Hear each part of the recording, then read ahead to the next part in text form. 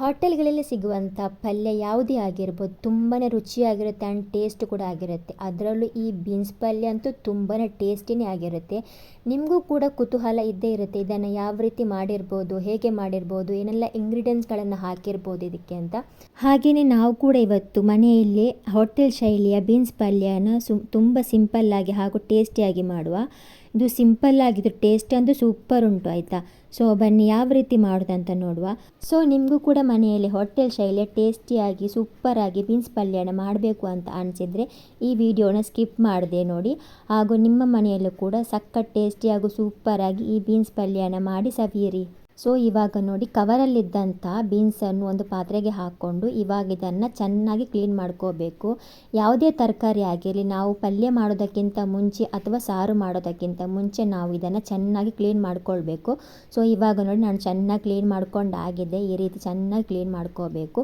ಅಡಿಯಲ್ಲಿ ಒಂದು ಪ್ಲೇಟನ್ನು ಇಟ್ಕೊಂಡಿದ್ದೇನೆ. ಯಾಕಂತ ಹೇಳಿದರೆ ನೀರೆಲ್ಲ ಚೆಲ್ಲಬಾರ್ದು ಅಂತ ಹೇಳಿ, ಪುನಃ ಚೆಲ್ಲಿ ಅದು ಪುನಃ ಒರೆಸಿ ತುಂಬಾ ಕೆಲಸ ಆಗಿಬಿಡುತ್ತೆ. ಹಾಗಾಗಿ ಸೊ ಇವಾಗ ನೋಡಿ, ಬೀನ್ಸನ್ನು ಈ ರೀತಿ ಸಣ್ಣದಾಗಿ ಕಟ್ ಮಾಡ್ಕೋಬೇಕು. ಇದು ನೋಡಿ ಡಬಲ್ ಬೀನ್ಸ್ ಆಯಿತಾ. ಇದು ನೋಡುವಾಗ ತುಂಬ ಚೆನ್ನಾಗಿ ಕಾಣುತ್ತೆ ಅಲ್ವಾ, ಚಿಕ್ಕ ಚಿಕ್ಕ ಪೀಸ್ ಮಾಡಿ. ಸೊ ಬನ್ನಿ ಇವಾಗ ಮೊದಲು ನಾವು ಒಂದು ಪ್ಯಾನನ್ನು ಇಟ್ಕೊಳ್ಳುವ. ಗ್ಯಾಸ್ ಆನ್ ಮಾಡಿಕೊಂಡು ಪ್ಯಾನನ್ನು ಇಟ್ಕೊಳ್ಳುವ. ಇವಾಗ ಈ ಪ್ಯಾನ್ ಸ್ವಲ್ಪ ಬಿಸಿ ಆಗಬೇಕು. ಬಿಸಿ ಆದ ನಂತರ ನಾವು ಎಲ್ಲ ಇಂಗ್ರೀಡಿಯೆಂಟ್ಸ್ನ ಡ್ರೈ ರೋಸ್ಟ್ ಮಾಡ್ಕೋಬೇಕಾಗತ್ತೆ. ಸೊ ಇವಾಗ ಮೊದಲಿಗೆ ಕಡಲೆಬೇಳೆ. ಸೊ ಈ ಕಡಲೆಬೇಳೆನ ಹಾಕ್ಕೊಂಡು ಸಣ್ಣ ಉರಿಯಲ್ಲಿ, ಅಂದರೆ ಫ್ಲೇಮ್ ಕಡಿಮೆ ಮಾಡ್ಕೊಂಡು ಇದನ್ನು ಸ್ವಲ್ಪ ಬಿಸಿ ಮಾಡ್ಕೋಬೇಕು. ಜಾಸ್ತಿ ಅಲ್ಲ, ಸ್ವಲ್ಪ ಬಿಸಿ ಆದರೆ ಸಾಕು. ನೋಡಿ ಇವಾಗ ಇದು ಕರೆಕ್ಟ್ ಆಗಿದೆ, ಸ್ವಲ್ಪ ಬಿಸಿಯಾಗಿದೆ ಸಾಕು. ಇದನ್ನೊಂದು ಪ್ಲೇಟಿಗೆ ನಾನು ತೆಗೆದುಕೊಂಡಿಟ್ಟಿದ್ದೇನೆ. ಇವಾಗ ಅದೇ ಪ್ಯಾನಿಗೆ 1.5 ಸ್ಪೂನ್ ಆಗುವಷ್ಟು ಕೊತ್ತಂಬರಿ ಬೀಜ. ಈ ಕೊತ್ತಂಬರಿ ಬೀಜನ ಚೆನ್ನಾಗಿ ರೋಸ್ಟ್ ಮಾಡ್ಕೋಬೇಕು. ಇವಾಗ ಅದು ಕೂಡ ಆಗಿದ ನಂತರ ಅದೇ ಪ್ಯಾನಿಗೆ 2ರಿಂದ 3 ಬ್ಯಾಡಗಿ ಮೆಣಸನ್ನು ಹಾಕ್ಕೋಬೇಕು. ಸೊ ಇವಾಗ ಇದು ಕೂಡ ರೆಡಿ ಆಗಿದೆ. ಸ್ವಲ್ಪ ಬಿಸಿ ಆದರೆ ಸಾಕು. ಇದೆಲ್ಲನೂ ಸ್ವಲ್ಪ ತಣ್ಣಗಾಗಲಿ. ಇನ್ನು ಅದೇ ಪ್ಯಾನಿಗೆ 1/4 ಕಪ್ ಆಗುವಷ್ಟು ತೆಂಗಿನಕಾಯಿ ತುರಿ. ಇದು ಮೇಯ್ನ್ ಆಗಿ ಇದಕ್ಕೆ ಬೇಕೇ ಬೇಕು ಕಾಯಿ ತುರಿ. ಸೊ ಇನ್ನು ಕಾಯಿ ತುರಿ ಸ್ವಲ್ಪ ಫ್ರೈ ಮಾಡುವಾಗ, ಅಂದರೆ ಡ್ರೈ ರೋಸ್ಟ್ ಮಾಡುವಾಗ ಸ್ವಲ್ಪ ಜಾಗ್ರತೆ ಮಾಡಿ. ಯಾಕಂತ ಹೇಳಿದರೆ ಎಣ್ಣೆ ಅಂತ ಹಾಕಲಿಲ್ಲ, ಹಾಗೆ ಡ್ರೈ ರೋಸ್ಟ್ ಮಾಡ್ತಾ ಇದ್ವಿ ಅಲ್ಲ, ಹಾಗೆ ಮತ್ತೆ ಸೀದು ಹೋದರೆ ಮತ್ತೆ ಬೀನ್ಸ್ ಪಲ್ಯ ಚೆನ್ನಾಗಿ ಆಗೋದಿಲ್ಲ. ಮತ್ತೆ ಬೀನ್ಸ್ ಪಲ್ಯ ಹೋಗಿ ಮತ್ತೆ ಬೇರೆ ಎಂತಾದರೂ ಆದರೆ ಅದಕ್ಕೆ. ಹಾಗೆ ನಮ್ಮ ಚಾನಲ್ನ ಯಾರೆಲ್ಲ ಹೊಸದಾಗಿ ನೋಡ್ತಾ ಇದ್ದೀರಾ ಹಾಗೆ ಒಂದು ಸಬ್ಸ್ಕ್ರೈಬ್ ಮಾಡಿ, ಹಾಗೆ ವಿಡಿಯೋಗೊಂದು ಲೈಕ್ ಕೊಡಿ, ಹಾಗೆ ವಿಡಿಯೋನ ಆದಷ್ಟು ಶೇರ್ ಮಾಡಿ.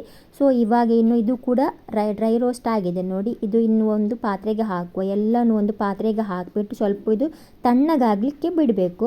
ನೋಡಿ ಇವಾಗ ನಾನು ಒಂದು ಪ್ಲೇಟಿಗೆ ಹಾಕ್ಕೊಂಡಿದ್ದೇನೆ ಮೊದಲಿಗೆ. ನೋಡಿ ಇದೆಲ್ಲನೂ ಈಗ ತಣ್ಣಗಾಗಬೇಕು. ಸೊ ಇದನ್ನಿನ್ನು ತಣ್ಣಗಾಗಲೇ ಬಿಡುವ, ಅಂದರೆ ಬಿಸಿ ಆರಲಿಕ್ಕೆ ಬಿಡು. ಮತ್ತು ಇದು ಬಿಸಿ ಬಿಸಿ ಹಾಕಿ ನಮ್ಮ ಮಿಕ್ಸಿ ಎಲ್ಲ ಹೋದರೆ ಅಲ್ವಾ, ಯಾಕೆ ಬೇಕು ಸುಮ್ಮನೆ. ನಾವು ಇದನ್ನು ತಣ್ಣಗಾಗಲಿಕ್ಕೆ ಬಿಡುವ.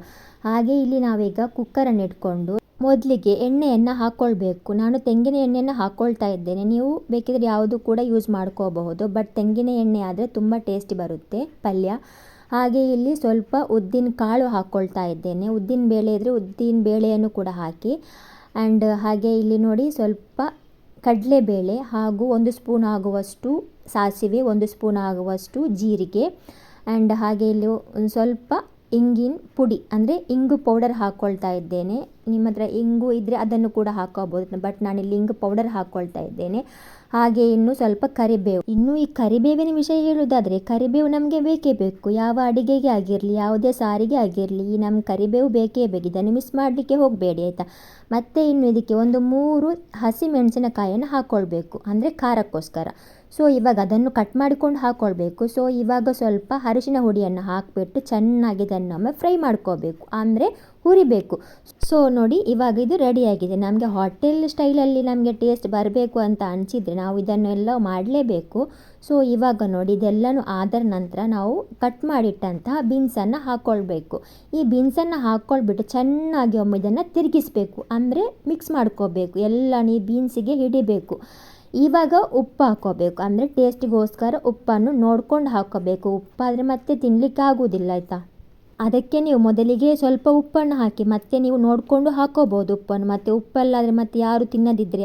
ಸೊ ಇವಾಗ ನೋಡಿ ಚೆನ್ನಾಗಿ ತಿರುಗಿಸ್ಬಿಟ್ಟು, ಅಂದರೆ ಮಿಕ್ಸ್ ಮಾಡ್ಕೋಬೇಕು, ಅಂದರೆ ಉಪ್ಪೆಲ್ಲ ಇದಕ್ಕೆ ಹಿಡಿಬೇಕು, ಆ ರೀತಿ ಮಿಕ್ಸ್ ಮಾಡ್ಕೋಬೇಕು. ಸೊ ಇವಾಗ ನೋಡಿ ಚೆನ್ನಾಗಿದು ಮಿಕ್ಸ್ ಆಗಿದೆ. ಇನ್ನು ಇದಕ್ಕೆ ನೀರನ್ನು ಹಾಕ್ಕೊಳ್ಬೇಕಾಗತ್ತೆ. ಸೊ ನೀರು ಕೂಡ ಹಾಗೆ, ನೀರು ಜಾಸ್ತಿ ಹಾಕಲಿಕ್ಕೆ ಹೋಗಬೇಡಿ, ಮತ್ತು ನೀರಾಗಿ ಬಿಡುತ್ತೆ. ಹಾಗಾಗಿ ಸೊ ನೋಡ್ಕೊಂಡು ನೀರು ಕೂಡ ಹಾಕಿ ಸ್ವಲ್ಪ ಹಾಕ್ಕೊಂಡು ಒಮ್ಮೆ ತಿರುಗಿಸಿ, ಅಂದರೆ ಮಿಕ್ಸ್ ಮಾಡ್ಕೊಳ್ಳಿ ನೀರು ಹಾಕಿ. ಮತ್ತು ನೀರು ಹಾಕಿ ಚೆನ್ನಾಗಿ ಮಿಕ್ಸ್ ಮಾಡ್ಕೊಬಿಟ್ಟು ನಂತರ ಇದಕ್ಕೆ ನೀವು ಬೇಕಿದ್ರೆ ಪುನಃ ನೀರು ಹಾಕೋಬೋದು. ಬಟ್ ಇಲ್ಲಿ ನನಗೆ ಸ್ವಲ್ಪ ನೀರು ಬೇಕಾಯಿತು, ಅದಕ್ಕೆ ನಾನು ಸ್ವಲ್ಪ ನೀರನ್ನು ಹಾಕ್ಕೊಂಡು ಇವಾಗ ಚೆನ್ನಾಗಿ ಮಿಕ್ಸ್ ಮಾಡ್ಕೊಳ್ತಾ ಇರ್ತೇನೆ.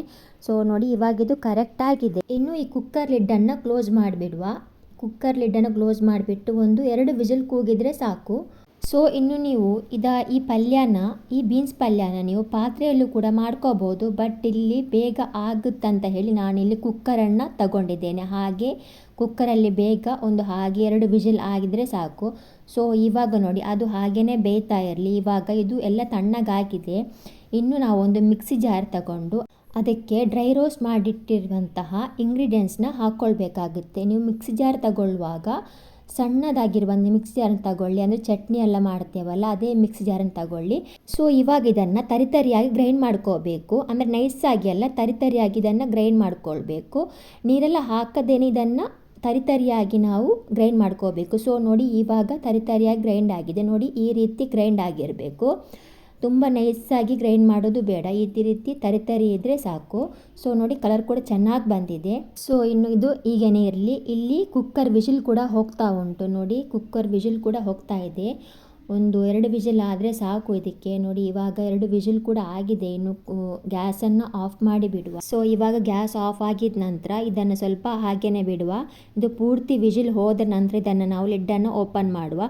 ಸೊ ನೋಡಿ ಇದು ಪೂರ್ತಿ ವಿಷಿಲ್ ಹೋಗಿದೆ. ಇನ್ನು ಲಿಡ್ಡನ್ನು ಓಪನ್ ಮಾಡಿಬಿಟ್ಟು ಸೊ ನೋಡಿ ಬೆಂದಿದ ಇಲ್ವಂತ ನೋಡುವ. ಸೊ ನೋಡಿ ಕರೆಕ್ಟಾಗಿ ಬೆಂದಿದೆ, ಈ ರೀತಿ ಬೇಯಬೇಕು. ಸೊ ಎಲ್ಲೂ ಕೂಡ ನೀರು ಕೂಡ ಇಲ್ಲ. ಸೊ ನೋಡಿ ಸ್ವಲ್ಪ ಏನೋ ನೀರ ಇದೆ, ಅದು ಮಸಾಲೆ ಹಾಕುವಾಗ ಸೊ ಕರೆಕ್ಟ್ ಆಗುತ್ತೆ. ನೋಡಿ ಚೆನ್ನಾಗಿ ಬೆಂದಿದೆ. ಸೊ ಇನ್ನು ಇದಕ್ಕೆ ನಾವು ಆವಾಗಲೇ ಗ್ರೈಂಡ್ ಮಾಡಿಟ್ಟುಕೊಂಡಿರುವಂತಹ ಮಸಾಲೆನ ಇದಕ್ಕೆ ಹಾಕುವ, ಅಂದರೆ ಪೌಡರನ್ನು ಇದಕ್ಕೆ ಹಾಕುವ. ಸೊ ನೋಡಿ ಎಲ್ಲ ಪೌಡ್ರನ್ನು ಇದಕ್ಕೆ ಹಾಕ್ಕೊಂಡ್ಬಿಟ್ಟು ಗ್ಯಾಸ್ ಆನ್ ಮಾಡ್ಕೊಳ್ಳಿ. ಗ್ಯಾಸ್ ಆನ್ ಮಾಡಿಕೊಂಡು ಮೀಡಿಯಮ್ ಫ್ಲೇಮಲ್ಲಿ ಇಟ್ಕೊಂಡು ಸೊ ಇವಾಗ ಇದನ್ನು ಚೆನ್ನಾಗಿ ಮಿಕ್ಸ್ ಮಾಡ್ಕೋಬೇಕು. ಸೊ ಎಲ್ಲ ಪೌಡ್ರು ಈ ಬೀನ್ಸಿಗೆ ಹಿಡಿಬೇಕು, ಆ ರೀತಿ ಮಿಕ್ಸ್ ಮಾಡ್ಕೋಬೇಕು. ಸೊ ನೋಡಿ ಈ ರೀತಿ ಚೆನ್ನಾಗೀಗ ಮಿಕ್ಸ್ ಆಗಿದೆ. ಇನ್ನಿದಕ್ಕೆ ಕೊನೆಯದಾಗಿ ಇವಾಗ ಗ್ಯಾಸ್ ಆಫ್ ಮಾಡಿಕೊಂಡು ಕೊನೆಯದಾಗಿ ಇವಾಗ ಕೊತ್ತಂಬರಿ ಸೊಪ್ಪನ್ನು ಹಾಕ್ಕೊಳ್ಬೇಕಾಗುತ್ತೆ. ಸೊ ಕೊತ್ತಂಬರಿ ಸೊಪ್ಪು ಹಾಗೆ ನಮಗೆ ಕೊತ್ತಂಬರಿ ಸೊಪ್ಪು ಇಲ್ಲದೆ ನಮ್ಮ ಪಲ್ಯಕ್ಕೆ ಟೇಸ್ಟು ಉಂಟಾ ಅಲ್ವಾ. ಸೊ ಇವಾಗ ಕೊತ್ತಂಬರಿ ಸೊಪ್ಪನ್ನು ಹಾಕ್ಬಿಟ್ಟು ಚೆನ್ನಾಗಿ ಒಮ್ಮೆ ತಿರುಗಿಸ್ಬೇಕು, ಅಂದರೆ ಮಿಕ್ಸ್ ಮಾಡ್ಕೋಬೇಕು. ನೋಡಿ ಈ ರೀತಿ ಮಿಕ್ಸ್ ಮಾಡಿಬಿಟ್ಟು ಇನ್ನು ಇಷ್ಟಾದರೆ ನಿಮ್ಮ ಮುಂದೆ ಹೋಟೆಲ್ ಶೈಲಿಯ ಬೀನ್ಸ್ ಪಲ್ಯ ರೆಡಿಯಾಗಿರುತ್ತೆ. ಸೊ ನೀವು ಕೂಡ ಮನೇಲಿ ಇದನ್ನು ಟ್ರೈ ಮಾಡಿ, ಮಿಸ್ ಮಾಡ್ದೇ ಮಾಡ್ಕೋಬೇಕು. ಸೊ ತಿಂದವರು ಇದನ್ನು ಮರೆಯೋದಿಲ್ಲ, ಅಷ್ಟು ಚೆನ್ನಾಗಿರುತ್ತೆ. ಸೊ ಇನ್ನು ನೀವು ಹೋಟೆಲ್ಗೆಲ್ಲ ಹೋಗುವುದಲ್ಲ, ಮನೆಯಲ್ಲೇ ನೀವು ಈ ಬೀನ್ಸ್ ಪಲ್ಯನ ಮಾಡ್ಕೋಬೋದು, ಅಷ್ಟು ರುಚಿಯಾಗಿರುತ್ತೆ. ಸೊ ಇದೇ ಪ್ರೊಸೀಜರಲ್ಲಿ ನೀವು ಕೂಡ ಮಾಡಿ ಈ ಬೀನ್ಸ್ ಪಲ್ಯನ ಸವಿಯಿರಿ. ಹಾಗೆ ತಿಂದವರು ಕೂಡ ಕಳೆದು ಹೋಗ್ತಾರೆ ಆಯಿತಾ.